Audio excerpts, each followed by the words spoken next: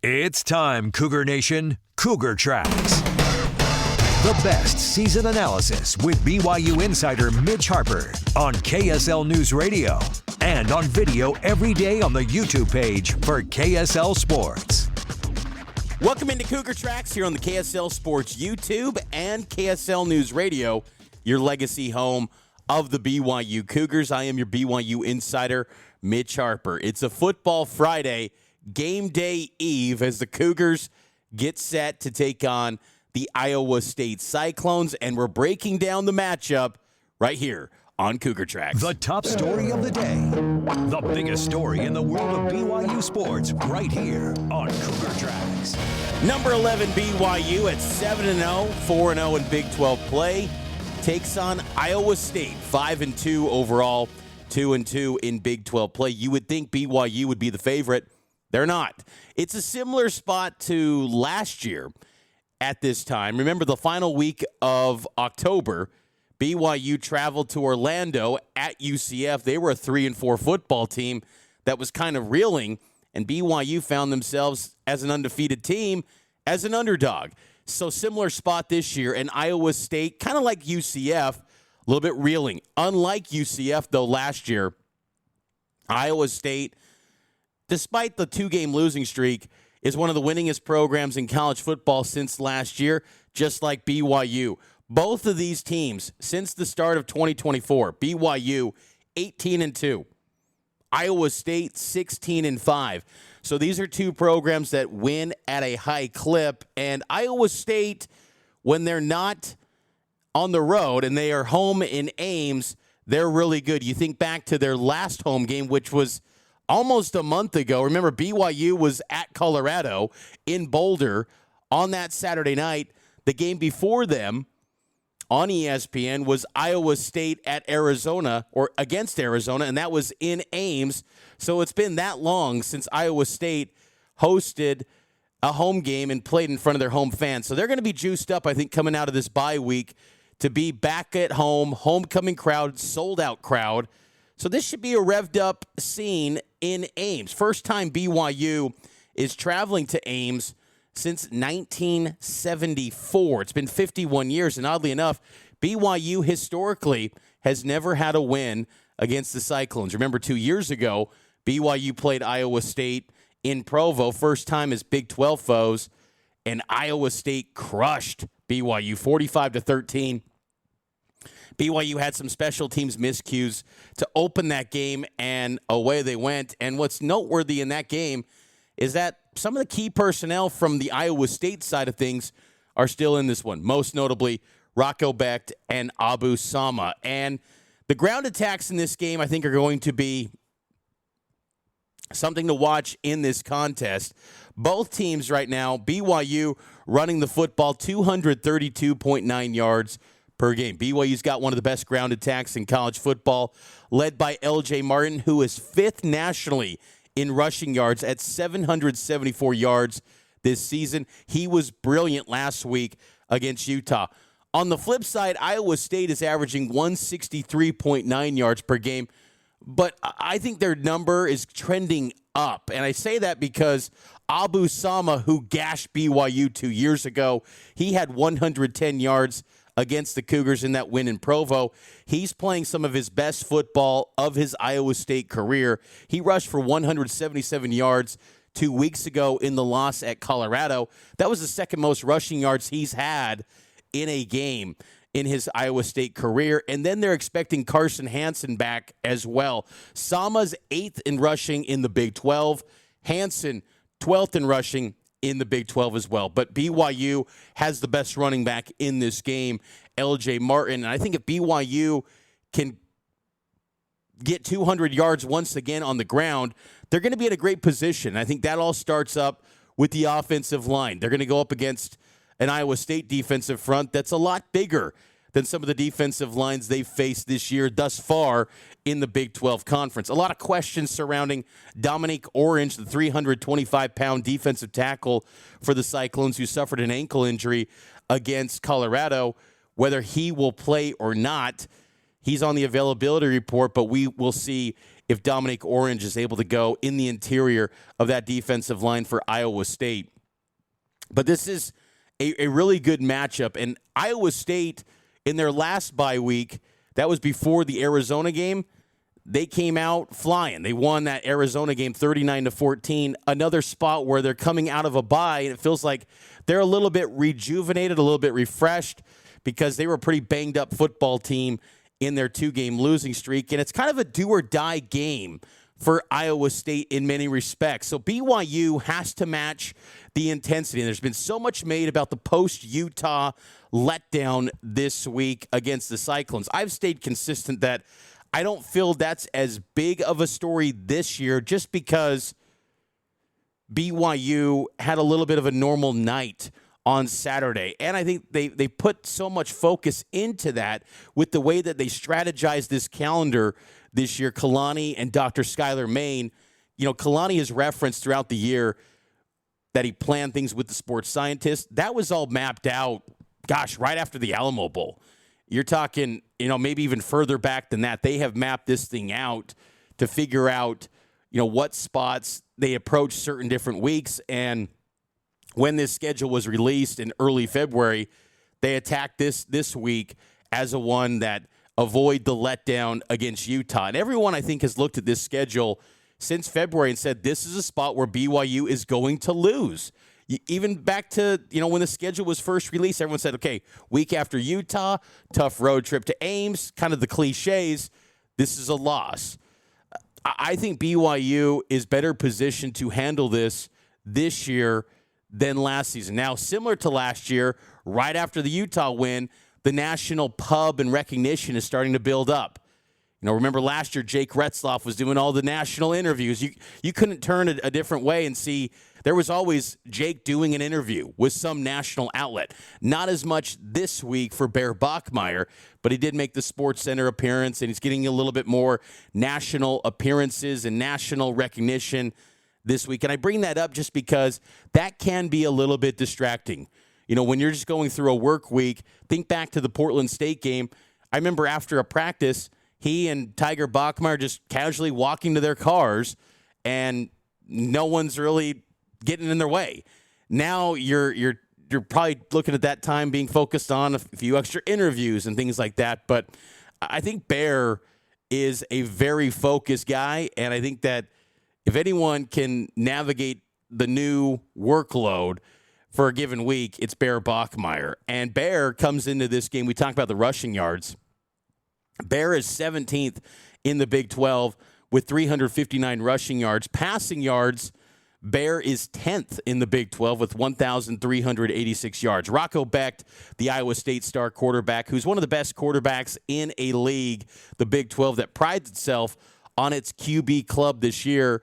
Becht is 7th in passing yards in the Big 12 this season with 1,622 yards. But what's of interesting note on Becht, he has been excellent in home games this season.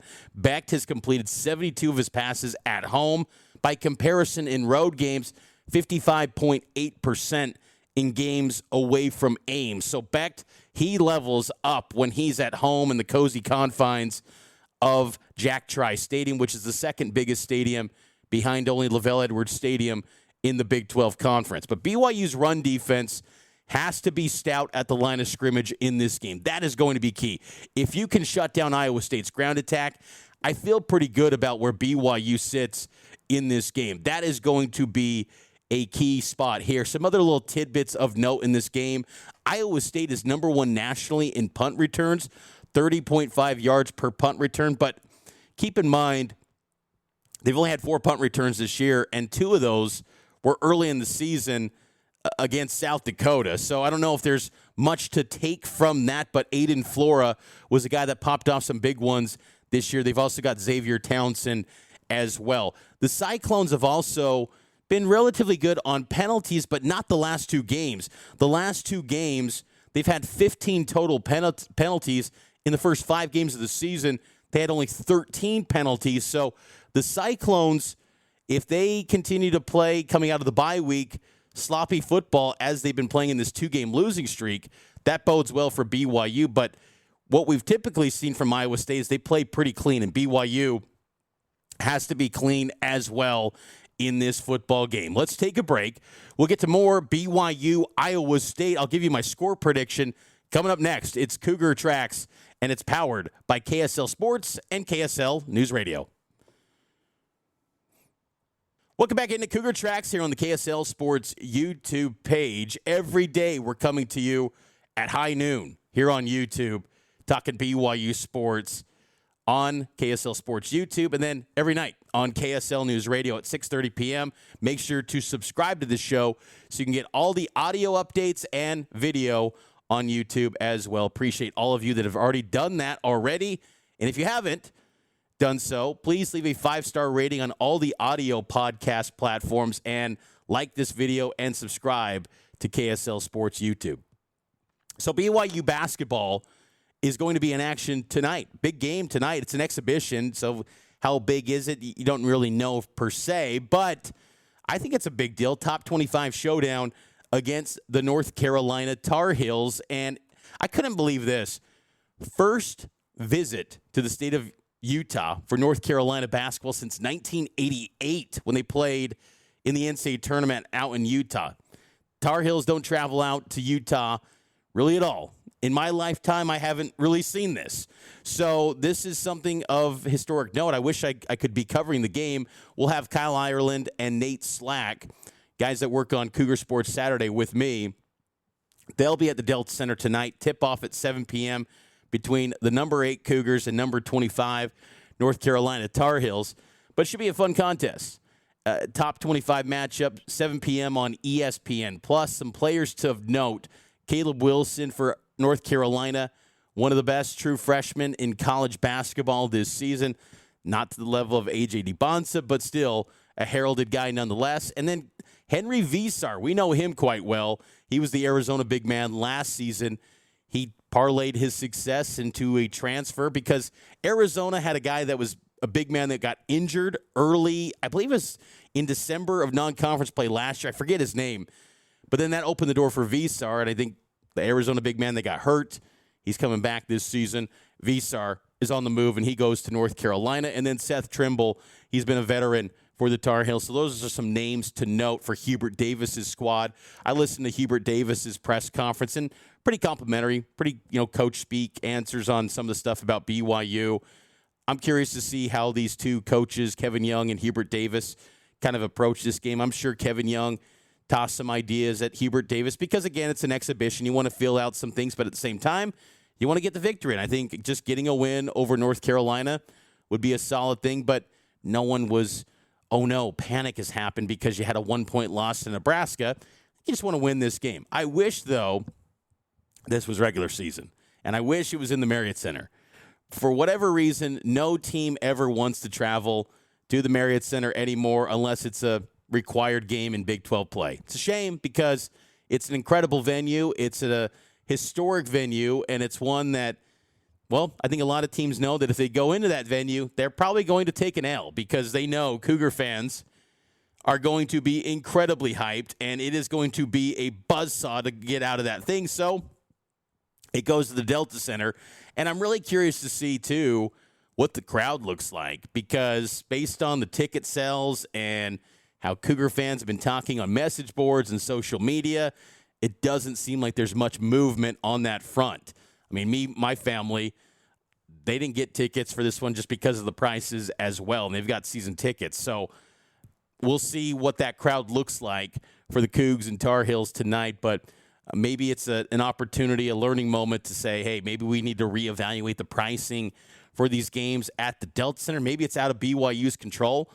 I'll have to find out more on that, on the ticketing front, because, if you get a BYU North Carolina, even if it's just an exhibition, you would think that should be a sold-out venue. That should be a pretty big-time crowd, but I'm curious to see what that looks like tonight between the Cougs and the Tar Heels. And the guy that brought this game together, helped bring it together, that is BYU Athletic Director Brian Santiago. And I had the chance to catch up with Brian at Big 12 Basketball Media Days, and this is my conversation with Brian Santiago, the first-year AD, getting ready for his first season, leading his pride and joy sport, basketball, but don't get it twisted. He's also really excited about BYU football as well. This is my conversation with BYU AD Brian Santiago right here on Cougar Tracks.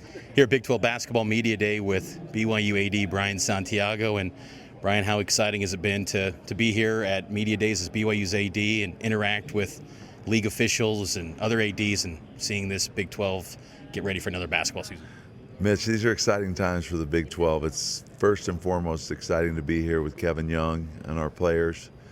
AJ, Rob, and Richie represent everything that's good about BYU.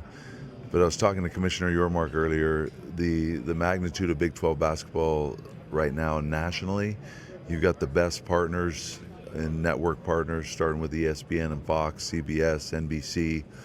TNT's coming on board this year. Like, you got the best and most powerful networks involved in covering BYU and the Big 12, and we're super excited to see where it goes. How exciting is that BYU is kind of at the center of that exposure, that these networks want to highlight BYU basketball? Because it wasn't too long ago, Brian, I mean, you've seen it every step of the way, where games were primarily just on the radio. Now BYU is going to be in the national spotlight with this team. Yeah, we're super fortunate. It's an incredible tribute to Coach Young and this team that he's put together. But I've been saying that right now there's incredible momentum, right? When you look at what Kalani Sitake and our football program's doing nationally, and the world is watching, and the world's certainly going to be watching with our basketball team, I'm just super grateful. We have such great coaches and great people leading these young men and giving them opportunities to go out and showcase to the world BYU and what we represent. I'm super excited about it. If everybody couldn't feel it at LaVell Edwards Stadium, the electricity last Saturday night, they're going to continue to feel that when they come to the Marriott Center this year. We're so excited about it. Just to follow up on the football side, since you brought it up, just how proud were you of Kalani and the team to get a rivalry win? I mean, still many more games ahead, and I know they probably want to put it in the rearview mirror, but just how proud of you were you of that effort that they had to get that rivalry win? I'm super impressed with Kalani and our football program, the culture that he's built, the resiliency of the team, the way they've responded to adversity this year, to be 7-0, and mostly just the fact the world was watching Saturday night. You're on Fox primetime, and two great teams going at each other, but for our team to win when the world's watching, to see our coach and the way he handles every situation with such class and dignity. He's so respectful to everybody that we play, the other coaches. I'm just super, super grateful to be part of an athletic department and a football program, basketball program across the board that handles things the way they do. And that was an exciting night. I mean, the energy in LaVell Edwards Stadium, the outcome, you want to win those games when the world's watching, and that's what we did. But I'm super impressed with Kalani and the culture that he's built, and the fact that our players are stepping up in critical moments, making huge plays. You got a quarterback that seems to be able to seize the moment, even when adversity is right in front of you, and then you got all these rest of these players that are doing incredible things. But I'm super impressed with what happened Saturday night, and excited about the rest of the season. In the Big 12, the reward for beating Utah and going 7-0 is a trip to Ames, Iowa against a great opponent Saturday. So we're going to have to continue to be focused and ready. But I'm confident, and I don't get nervous, because I'm confident that our coach is going to have our players ready to go, and we're going to go play great football. And that's what gets me excited. Coming back to basketball, how impressive was it to you to see AJ DeBonsa, when he was asked one word to describe BYU, he said unselfish. AJ's kind of built different. He is, and he's an exceptional young man. The thing that I love about AJ is the human element. I mean, this is a great person who happens to be one of the great basketball talents in all of the world. And I've been saying for the last several weeks, Mitch, that one of the things that I'm most impressed about AJ is how unselfish he is. So the fact that he was asked that question in front of all the media, and his response about BYU basketball is unselfish, that's the one word, that's what describes him. He makes everyone around him better. And that's what's most exciting about this team, is it's built with a bunch of guys that make everybody else around them better.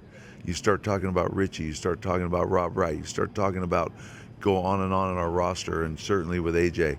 They're all unselfish. They're playing for the right way, for the right reason. They play the right way. They're unselfish. But I think it all starts and stops with Kevin Young. And Kevin Young goes into year 2. Mm-hmm. How have you seen him evolve as a coach? I mean, we all saw what happened on the court in year 1, Sweet 16, but how do you think he's different this year in year 2? He's just steady, Mitch. You're talking about a pro, right? You always talk about, hey, handle your business like a pro. He's a pro. And he's very, very steady, has the command and respect of all the players, everybody in the program. And so these players look to him, and they love his steadiness. And so what I had noticed the most last year is whether in the most stressful moments of the season, when things get a little rocky, he's always steady. And that's what you want in a leader, someone that's going to be steady, that's going to be consistently great no matter what the situation. And I'm just so impressed of how aware he is of everything that's going on and the way he handles his business. I mean, I just said this a few minutes ago, that's an elite group of coaches up on that stand.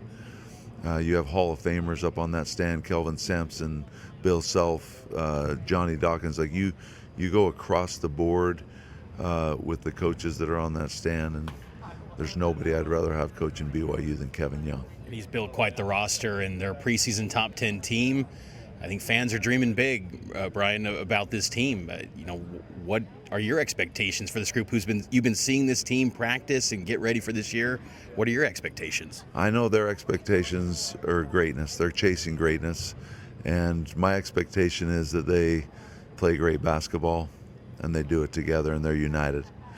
That's what my expectation is for this team. I'm fully aware of the possibilities and dreams that we all have of making a huge run. But I'm just confident, and same thing I feel about Kalani and our football program. I'm confident that Kevin Young will get this team to play together and play the right way, and that we'll go play great basketball. And that's great for me. How rewarding is it for you to see that both football and men's basketball, and look, there's other programs too, but just kind of talking about the revenue generators right now, that they're in the mix to do big things that these sports have to offer, whether it's playoff, final. I mean, everything's kind of on the table. It seems like personnel, staff, everything's there. Just how rewarding is that for you, and what's led to this?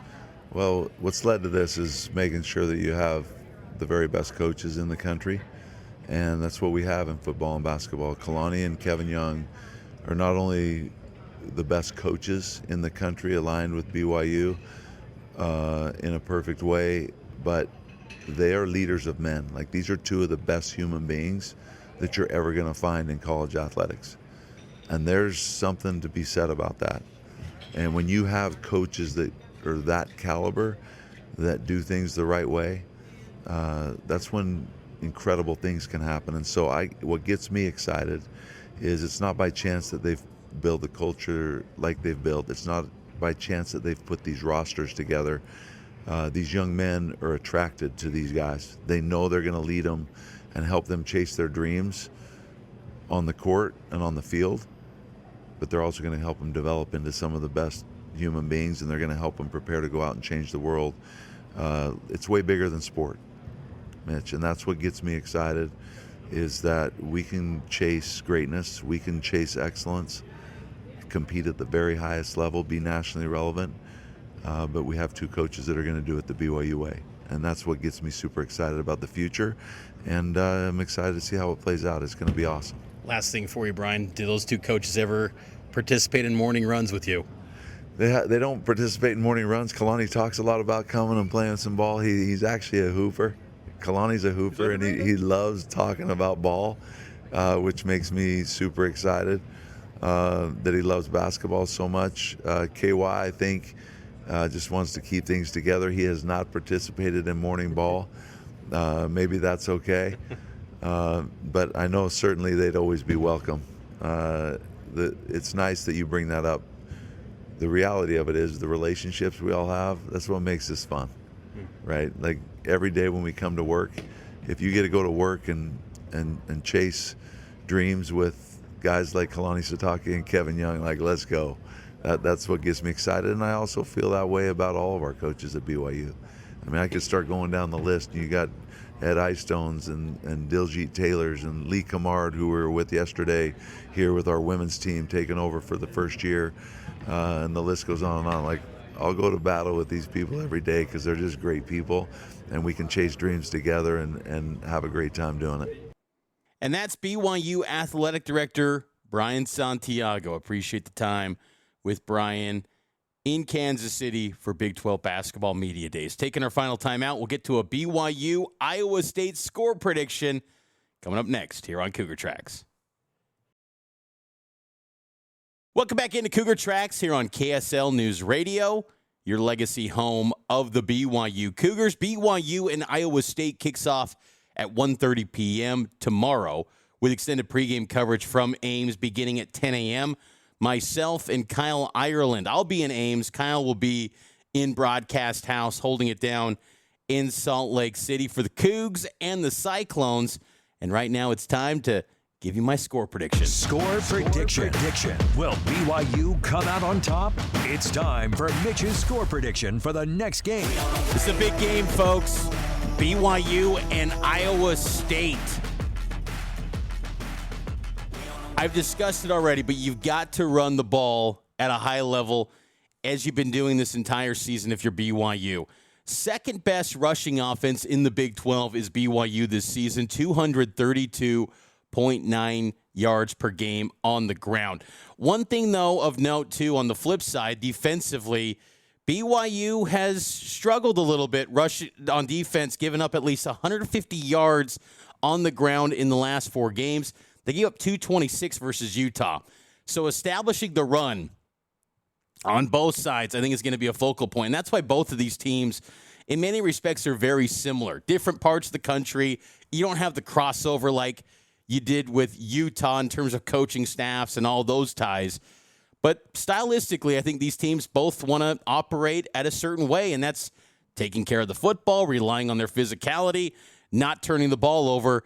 That's a recipe for success for both BYU and Iowa State, but running the football will be critical, and BYU's run defense has to step it up because the last handful of weeks, they've been giving up more and more yards, and they're now number 46th nationally in stopping the run, whereas before, early in the season, they were tops in the country. That number is kind of inflating a little bit, especially after giving up 226 on the ground to the Utes. You got to avoid turnovers, as I noted. Iowa State has 37 interceptions since 2023, tied for 10th nationally. One of the few teams that's better than them, BYU since 2023 has 45 interceptions behind only Notre Dame and Texas. So that's some noteworthy stuff. So BYU's secondary, that is kind of rounding into form despite the injuries with Raider DeMooney, Tommy Parasis, Marcus McKenzie. I think they feel pretty good about where they're at in the secondary right now because you've got Darian Alexander, Evan Johnson, Maury Bamba. Those are your top 3 cornerbacks. At nickel, you've got Jonathan Cabella, who got a full game under his belt against Utah. You've also got Tavion Beasley, and then at safety, you've got Falatau Satawala, Tanner Wall, Talon Alfrey. You feel really good about BYU's secondary, and they're talented enough. They should be able to generate at least 1 pick on Rocco Beck, but you got to win that turnover margin. And I think in a game like this, where really in college football in general, games are so close, the margins are so tight, but I think special teams is going to come up clutch in this one. Has to be. Will Farron has been excellent this year for BYU. Had some moments where, he's missed a few kicks, 13 of 16 this season. But on the flip side, Iowa State, a big talking point among the Cyclone faithful this week is their kicking situation. Kyle Conradi, he's their ace in the hole at kicker. Remember, he had a 63-yarder in the game against South Dakota earlier this year. He's 7 of 9 on the season in field goals. If they have him, they feel like their star kicker is back in Stowe, but he is on the availability report, so we'll see if he gives it a go. He's expected to play, but again, you just never know. We'll see what happens officially in that 90 minutes before kickoff report. So my final score prediction, I've got BYU winning this football game. I think BYU gets it done and goes into the bye week with an 8-0 record. This is an empty the tank moment for BYU. My score prediction, BYU 27, Iowa State 21. I think BYU's defense tightens up a little bit. They're a little bit stronger on the defensive front this week, limiting rushing yards for Iowa State. I think they keep them under 150 yards rushing the football, which would be huge because, again, I've laid out Carson Hansen, Abu Sama, two of the best running backs really in the Big 12, but now they got their two-headed monster ready to go for this game. Hansen is on the availability report, but he's expected to play. I like the feelings of this BYU football team right now, and I just think they continue to find ways to win. This narrative building that they almost just lock out every single week, no, they're just opportunistic, and it's complimentary football. It's just not glamorous. It's not a sexy brand of football that BYU plays, but it's solid, and guess what? In a league that is not consistent at all with any of its teams, BYU is one of the few consistent teams in this league where every single week you have a baseline understanding that they're going to run the football, they're going to be physical, and they're going to get a few takeaways too. You can almost rely on that every single week, and they've got steady special teams too. I mean, the last 20 games, that's a good sample size. That's not some flash-in-the-pan fluke. You're 18-2 in that stretch. I think BYU's going to show up in this game, and I think there could be some adversity where maybe you get down, maybe early. I think BYU responds, though. And Bear Bachmeier has continued to pass every test thrown his way with poise, with calm nature, the calm demeanor. The guy just has a clutch factor about him. And I think BYU gets it done, 27-21. I think it's going to be a physical football game, but I think the offenses will get some run. And you're going to have to probably settle for some field goals as well in this game. But I think the Cougs get it done by 6 and advance to 8-0 this season, heading into the bye week and empty the tank spot for the Cougars in Ames. And if my prediction holds up, BYU would have their first win all-time over Iowa State. So that would be a nice win in that respects, too, for the Cougars. So that's going to do it for this edition of Cougar Tracks. I hope all of you enjoyed it. Make sure to subscribe to the show wherever you get your podcast and enjoy the BYU football weekend. It gets started tomorrow at 10 a.m. with extended pregame coverage right here on KSL News Radio and KSL Sports. Have a great weekend, everybody.